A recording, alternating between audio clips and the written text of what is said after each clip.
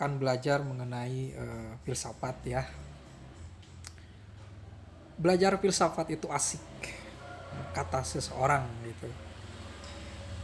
Jadi memang kalau filsafat itu tidak asik, maka kita tidak belajar filsafat. Apakah seperti itu? Jadi karena keadaan materi dan suatu perjalanan di dalam berfilsafat itu mungkin tidak mengasikkan, berusaha untuk diasikkan. Dan sesuatu yang asik itu sesuatu yang berkaitan dengan selera pasar, maksudnya apakah seperti itu ya. Jadi filsafat itu asik, itu memiliki suatu upaya pendangkalan mungkin ya, apa seperti itu. Filsafat itu rumit. Justru filsafat itu bagi kaum analitis itu tidak usah rumit-rumit, apakah bisa diverifikasi atau tidak. Lalu yang lebih tingkat bawah lagi adalah filsafat itu harus asik ya. Jadi memang asik ini lebih kepada suatu tuntunan emosional mungkin ya, sesuatu yang memfasilitasi keinginan yang enak-enak saja gitu kan ya. Jadi sesuatu yang enak-enak saja kita jalani, yang tidak enak ya tidak perlu dijalani. Atau filsafat itu harus dimudahkan pembelajarannya, karena memang basis dari filsafat itu adalah kehidupan ini, keseharian kita yang kita hadapi. Kita mempersepsi sesuatu, kita mendapati tentang suatu peristiwa yang harus kita interpretasikan, yang kita hidup di dalamnya, bukan hanya sekedar melihat saja, tapi kita terlibat di dalam suatu kehidupan dengan situasi terbatas keadaan kita, karena kita tidak bisa ikut campur dalam suatu kejadian tertentu kan, yang pasti kita bisa memahami batasan kita di dalam ruang publik kita ini gitu. Jadi filsafat itu asik itu seperti apa? Apakah filsafat yang mengakomodasi suatu keinginan untuk enak-enak saja, yang menurut Plato ini bersifat itu epitumea gitu ya, sesuatu yang bersifat hawa nafsu gitu. Jadi filsafat hawa nafsu ini sesuatu yang kontradiksi juga ya. Kalau filsafat itu harus mengikuti hawa nafsu gitu kan. Filsafat itu kan berusaha untuk tenang, analisis, berusaha untuk mengontrol logos atau akal kita agar kita tidak chaos, mungkin seperti itu. Chaos dalam berpikir gitu kan. Tidak mengikuti hawa nafsu gitu. Dan belajar di sini apa definisinya? Apakah belajar itu tujuannya untuk mendapatkan kesenangan? Nah, kalau belajar hanya untuk mendapatkan kesenangan, yaitu memperturutkan hawa nafsu, gitu kan? Sedangkan yang namanya kebahagiaan itu bukan kesenangan hawa nafsu saja. Jadi belajar itu sebagai suatu pencapaian, gitu kan? Jadi belajar itu sebagai suatu untuk pengembangan diri gitu kan ya, penyempurnaan diri gitu kan. Walaupun kata sempurna ini dicurigai juga sebagai suatu yang bersifat metafisis. Jadi manusia itu belajar itu untuk menyempurnakan, bukan menyempurnakan ya, mengembangkan diri. Inilah kita meminjam pemikiran dari Rorty, bahwa ya belajar filsafat itu bukan untuk asik.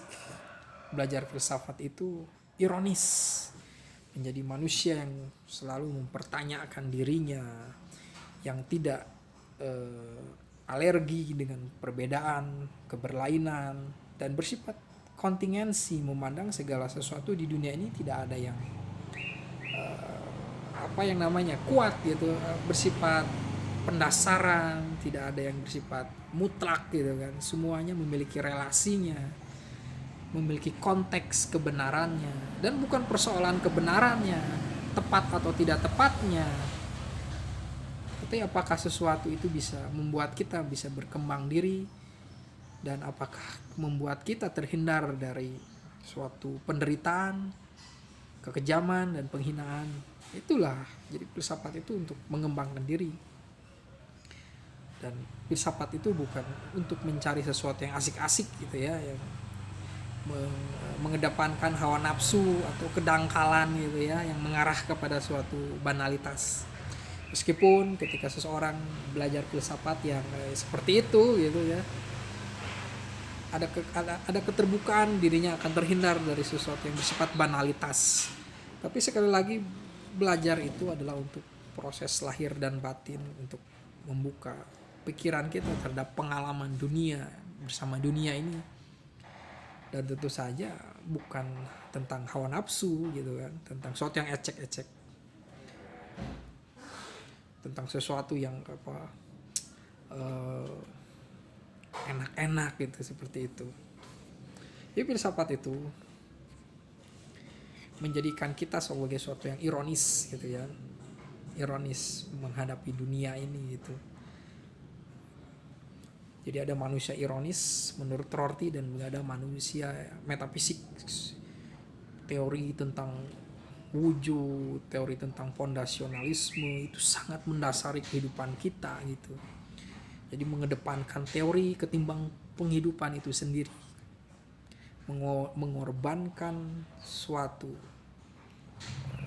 keadaan baik, ketenangan dari suatu masyarakat manusia demi suatu ideologi. Itu adalah ciri manusia metafisik atau manusia atau masyarakat metafisik, yang mengedepankan teori tetapi di mana manusia diperlakukan, dikorbankan demi suatu ideologi tertentu.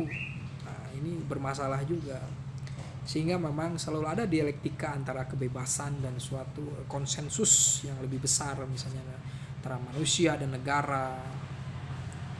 Dan pasti kebebasan itu harus mengembangkan diri di sinilah. Dan ini tidak bisa diterima oleh semua orang, tapi bukan berarti ini bukan sesuatu yang tidak penting. Justru yang luput dari pemahaman mengenai kebebasan ini yang harus diperhatikan. Manusia harus semakin bebas, dan ketika dia berhadapan dengan suatu hukum yang mengekang kebebasan, ini harus didialektikakan. Si penguasa itu tidak boleh bersifat represif dan kejam, apalagi mendominasi wacana untuk melemahkan suatu pergerakan dan mewacanakan suatu kebenaran dengan aparatus intelektualnya gitu. Jadi manusia itu belajar untuk menjadi ironis. Dengan ironis maka kita di dalam ruang privat kita akan mengembangkan diri, melihat sesama di luar itu sebagai diri kita sendiri yang punya kesempatan untuk bisa berpikir kemungkinan benar, tepat, bukan menjadi manusia yang ingin enak-enak saja gitu. Ingin enak-enak saja, maka ini akan jatuh kepada suatu hedonisme. Ini filsafat seperti apa yang ingin diajarkan bila ingin asik-asik saja gitu kan. Nah, jadi manusia itu bukan belajar filsafat untuk asik, tapi belajar filsafat untuk ironis gitu ya, menjadi seorang yang kritis, terhadap diri sendiri, dan menerima yang lain itu sebagai suatu bagian dari diri kita sendiri yang harus diperlakukan dengan baik. Mungkin itu yang ingin saya sampaikan. Jadi kita jangan menerima pendangkalan filsafat ya. Meskipun kita tidak harus menolak pendapat mereka, kita menerima setiap perbedaan itu. Tapi kita tidak bisa membiarkannya sebagai sesuatu kebenaran yang mutlak, atau itulah selera interpretasi yang paling benar gitu. Di sini kita tawarkan interpretasi yang lain gitu. Itu di sana gitu, berfilsafat itu. Terima kasih.